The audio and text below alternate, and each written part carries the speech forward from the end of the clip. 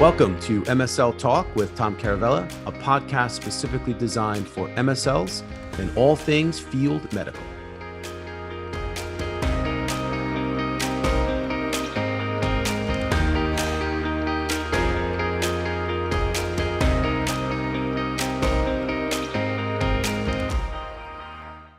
Hey guys, welcome to the podcast. My guest today is Omar Mcmillan. He is a field MSL director for Genentech, and we talk about DOLs, digital opinion leaders, and all that you need to know. Interesting topic. Omar's awesome. I hope you guys really enjoy this.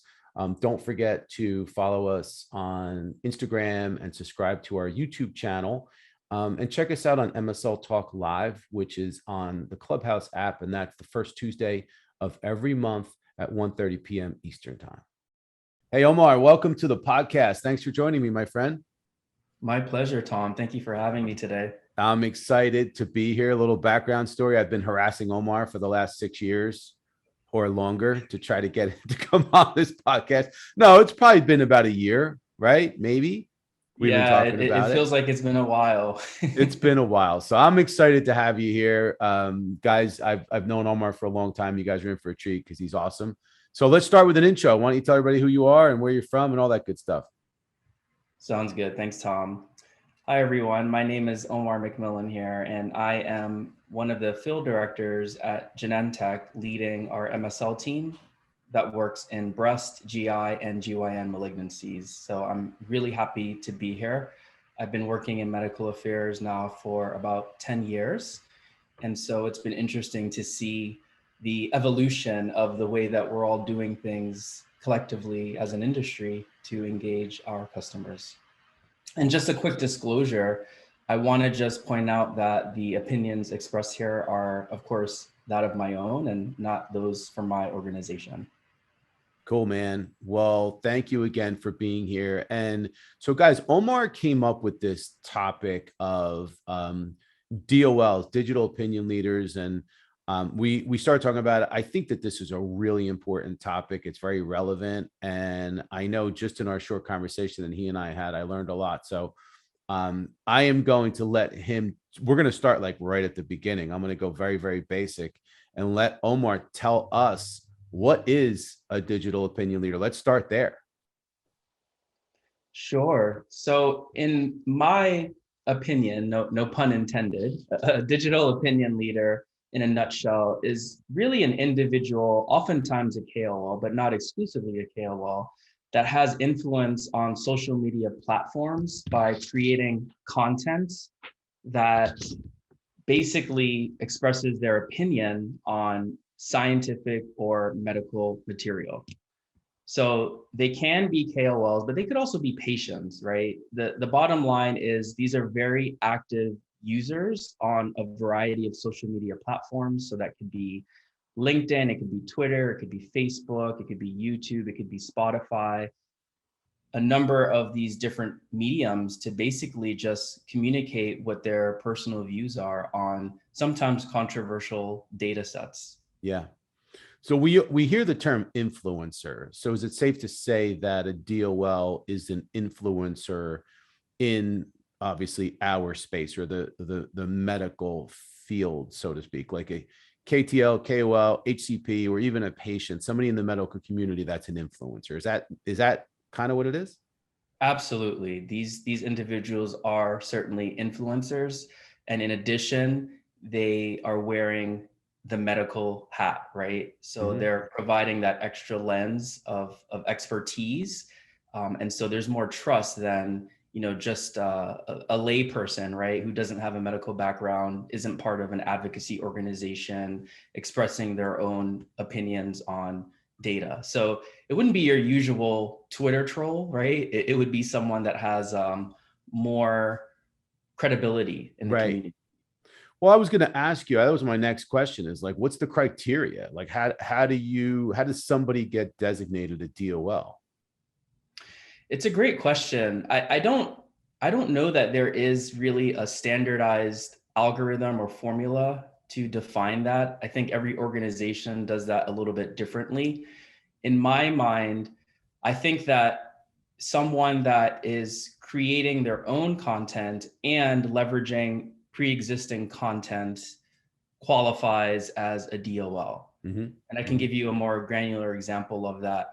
If a KOL who is also a DOL partners with an organization to create a podcast, let's say, right? That is content that they're making on their own in collaboration. But if they're just retweeting the latest data from a medical congress, it is impactful, but it's not at the same level as content that was created from scratch, right? So DOLs will do both of these things, right? They'll do more of the content creation actually than leveraging pre-existing content.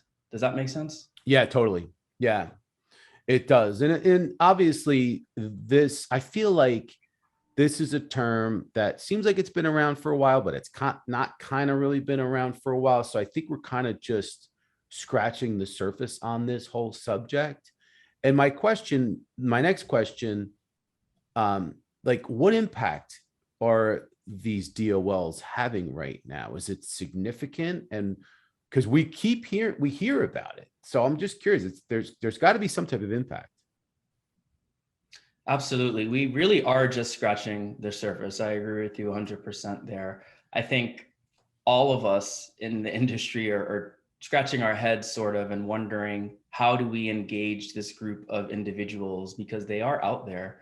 And we know that by 2025, well over half of all HCPs will be millennials. So we really have to adapt to their preferred communication style, their preferred engagement style. And if this is the way that things are going, we will need to adapt to that, right? Mm-hmm. And so I think all of those considerations are really important for us.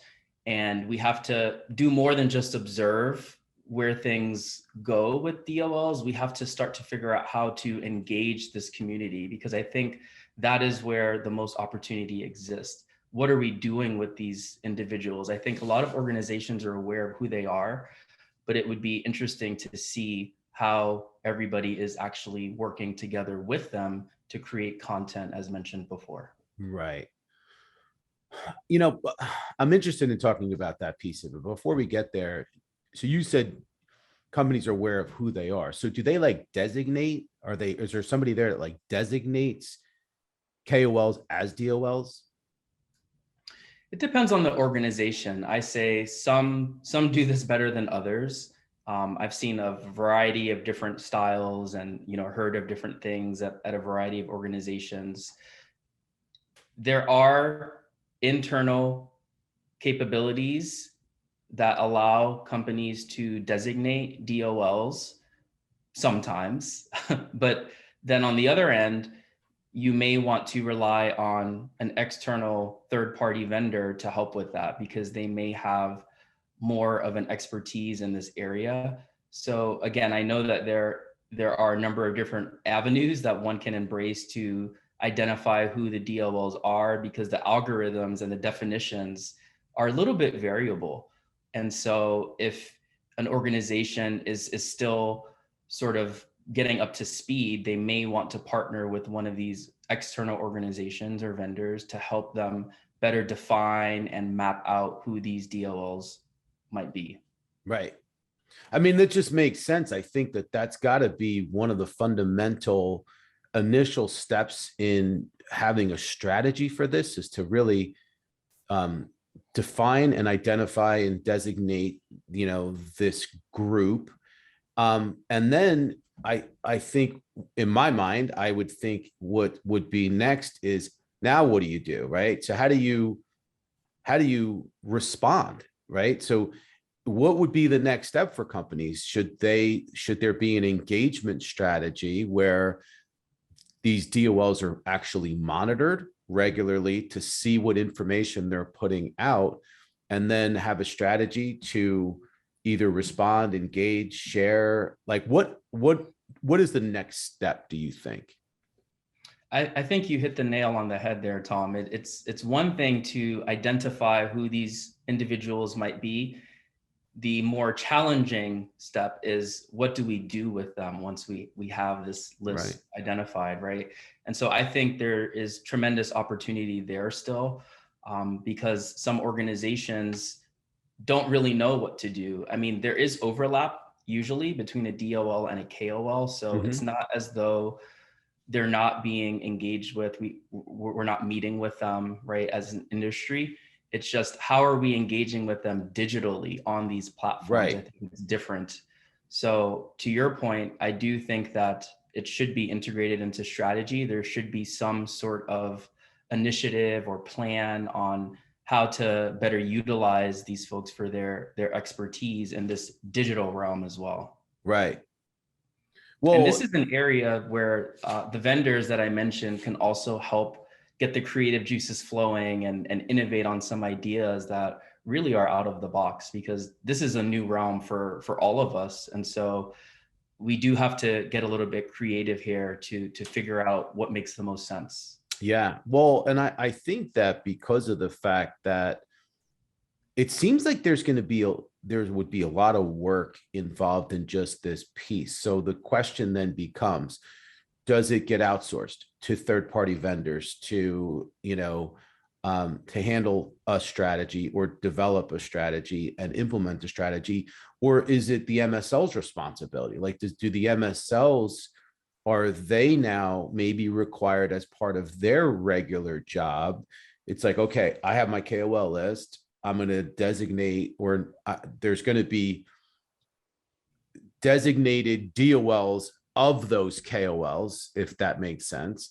And then they have responsibilities for their engagement strategy with those DOLs. Is that where this is going? Or maybe it's there. I don't know. I'm curious.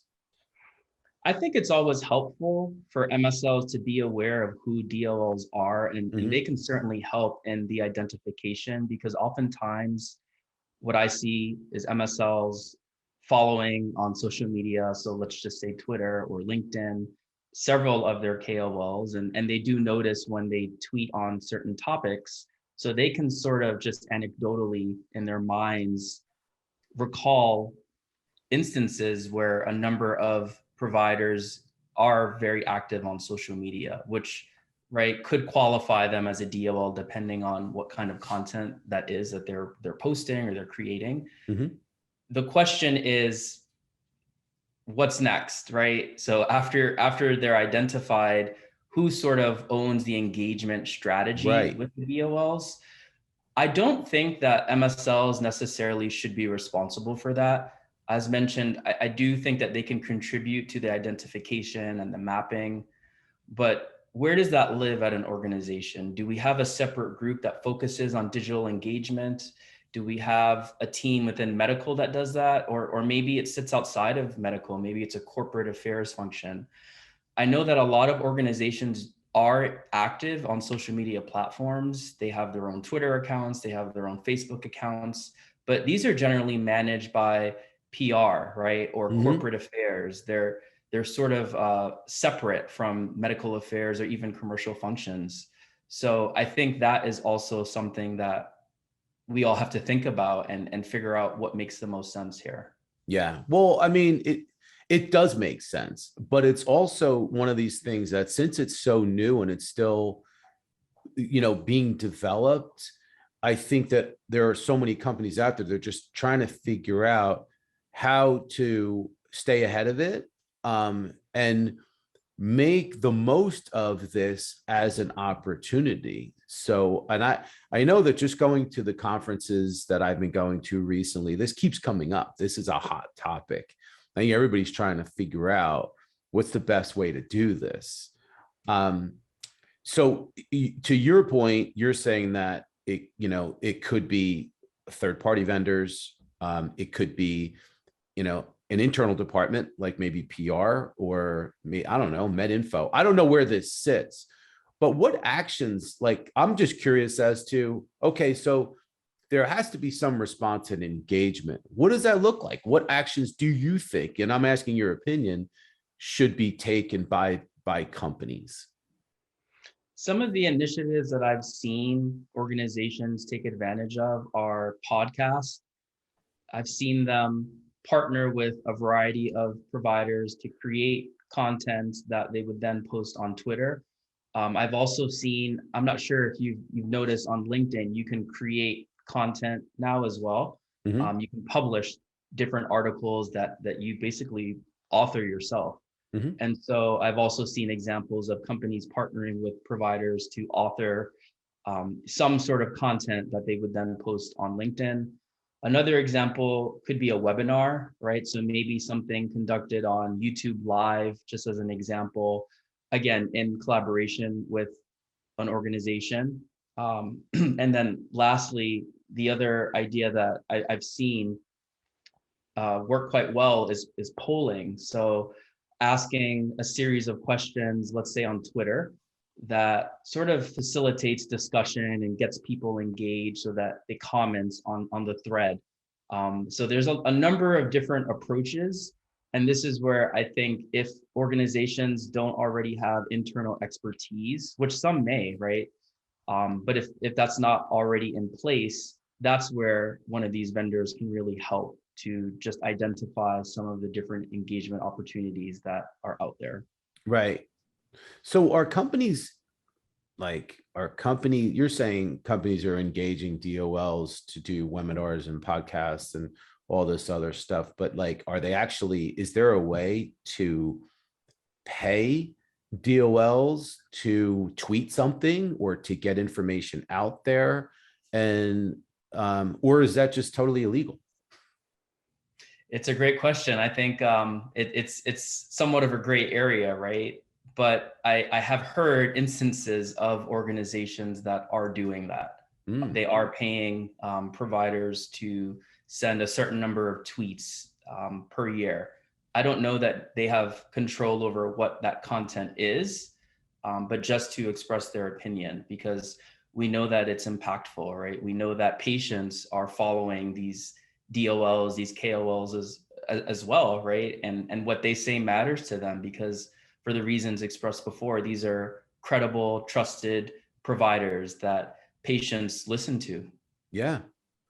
Well, I know even I love TikTok and I got to stop because it's just such a, you go down that black hole of TikTok and 3 hours go by. But um, there are physicians on TikTok that are out there creating these really informative videos. And I just, I can't say for sure in the medical affairs space when it comes to something that is therapeutic, like an oncologist or the stuff that I'm looking at is mostly nutrition related, for example, or exercise related or anti-aging related, some of the stuff that I'm interested in. But there's physicians and influencers all over TikTok. So I can only imagine that in the medical affairs space or the medical space, I should say, there are plenty of influencers that have taken to that medium and that social media platform. Would you agree with that? I think that that's probably one of the up and coming platforms for this sort of thing.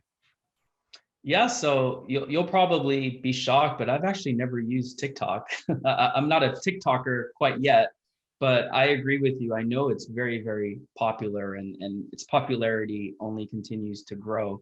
So you're right. I think TikTok is another possible medium for organizations generally to take advantage of.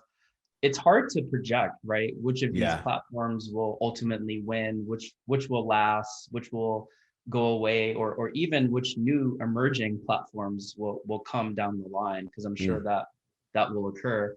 But the bottom line is, as the digital social media environment continues to change, we have to be prepared, right? Because maybe in 10 years, we'll all be in the metaverse, right? That's another interesting medium to think about. So what does that whole situation look like, and how do we engage patients and providers in the metaverse looking down the line?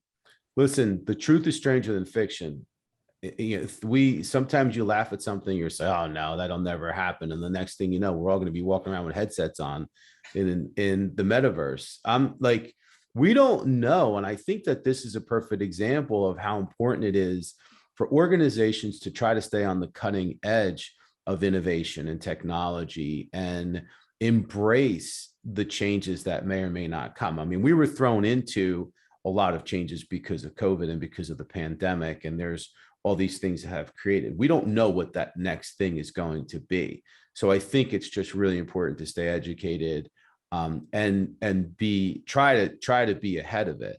But let's get back. I want to get back to the MSL. Obviously, that's our audience is MSLs and MSL leaders, and those looking to break into the MSL role. So my question is, what do you think MSLs should be doing as it relates to this this concept of the DOL? I mean, does this go into the insights category, or is this reported? What action items do you think are important for MSLs to follow?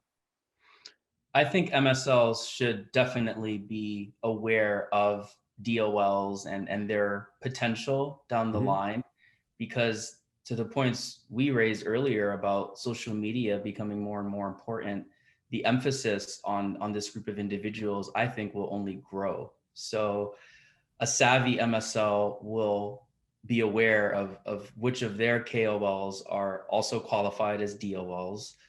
They'll be aware of what their opinions look like on these social media platforms. And I think that ultimately down the line, we may see MSLs participating in engaging these individuals on social media platforms in certain ways. But again, I don't think that this responsibility will be led by field medical.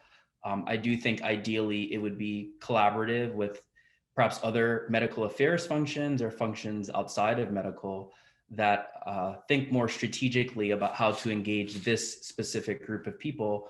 And when they do, what that looks like, right? What sort of content do they want to create, and how do they want to go about doing it? Got you. Does that answer your question? It does. And it kind of gets into my next question, because, and you may have kind of touched on that a little bit, but like, what do you, I mean, what's the prediction? Like, where do you think this is going? What's the future look like with this? Is this just the beginning of something that's going to be potentially revolutionary for the space? Or is this just like, hey, this is just another thing that's going to be out there? And companies will figure out a strategy and take it seriously, but it's not going to really affect business as we normally conduct it. I think it will be more of an evolution than a revolution. Okay. So we'll still continue to engage with these individuals in our traditional ways, but we'll have to also consider digital engagement, right? And I think with COVID and this pandemic, it has really accelerated thinking this way, right? I believe that these capabilities were always in place, right? Zoom meetings, virtual engagement. It's not as though we couldn't have done that 4 years ago, 5 years ago. It just wasn't really standard practice, right? We didn't leverage it in the way that we should have.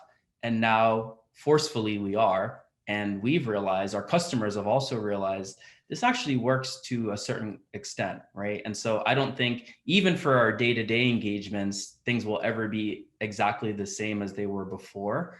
And so this whole situation has really accelerated the importance of DOLs and the content they create digitally, because so many more of us are now plugged in, right, on these digital platforms. Like you and I right now, this meeting, we're doing it virtually. And years back, maybe we wouldn't have done that. Maybe we would have waited for some meeting, right, where we saw each other and done it live.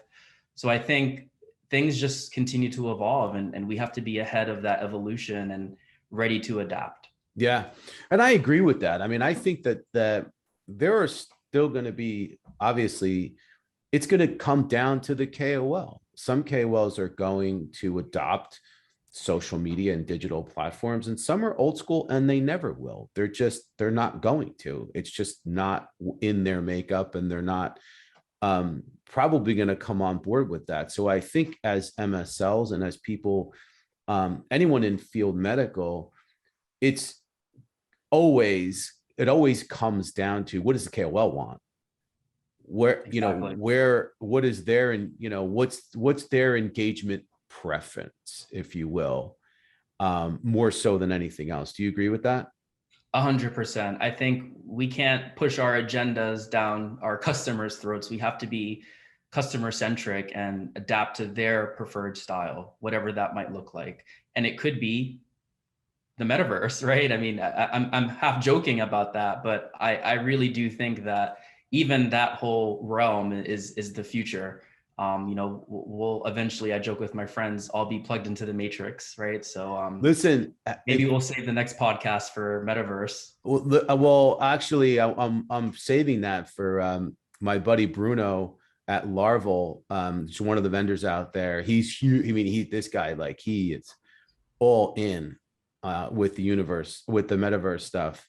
But if you ever saw the movie Ready Player One, did you see that movie? Yes. If anybody out there is listening and you haven't seen the movie Ready Player One, I recommend you checking it out, because it's a really interesting take on what could potentially happen in the future. It is very sci-fi, whether you like sci-fi or not. It's just this interesting concept of how life can get blurred, how reality gets blurred with this virtual reality, if you will. It's just a really interesting depiction on a fictional account of who knows what might happen in the future. So I'm not going to say anymore. I don't want to ruin anything. Don't want to give anything away, but you should check it out. For that preview. It sounds interesting.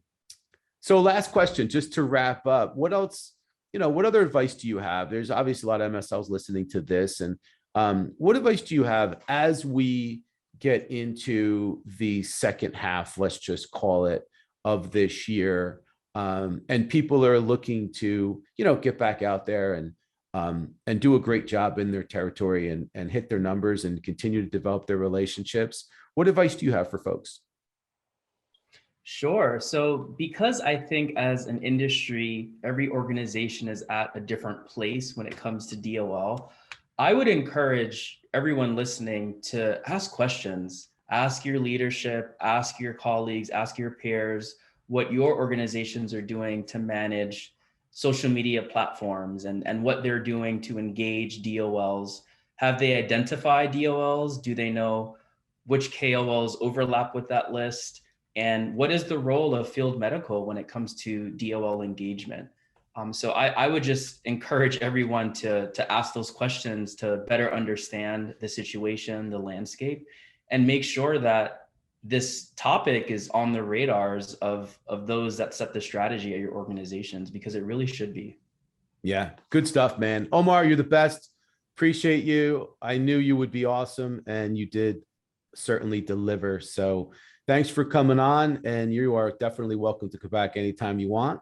So, and thanks everyone for listening. Thank you guys for telling your friends about this podcast and sharing it. It's one of the fastest growing podcasts in the pharma industry. So really appreciate you guys. And Omar, you have an awesome rest of your day, my friend. Thanks, Tom. I really appreciate the opportunity. All right, man. Talk soon, buddy. Take care, everyone. Take care.